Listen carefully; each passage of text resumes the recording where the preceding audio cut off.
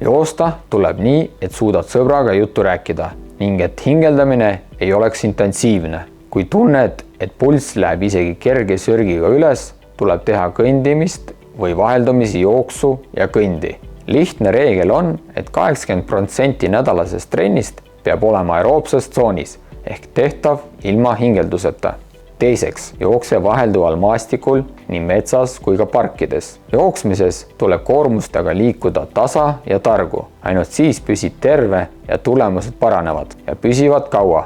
Vigastuse vältimiseks tuleks teha üldist kehalist ettevalmistust minimaalselt korra nädalas. Kolmandaks, sea endale väikesed ja realistlikud eesmärgid, mis motiveeriksid sind püsivalt treenima ja pea meeles, et vastupidavas alal ei saa liftiga tippu. Edasi tuleb liikuda samm-sammult. Neljandaks, kord aastas või vähemalt üle aasta tuleks külastada spordiarsti. Kui tunned pikemat aega kehas väsimust, tuleks minna pere- või spordiarsti juurde ja lasta teha vereanalüüsid. Viiendaks, harjuta võimaluse korral ka rühmas või kaaslasega. Nii on end kergem sundida ja treeningud on emotsionaalsemad. Nõrgushetkedel ära anna alla. Pea meeles, et väikestest järeleandmistest algavad suured. Head treenimist!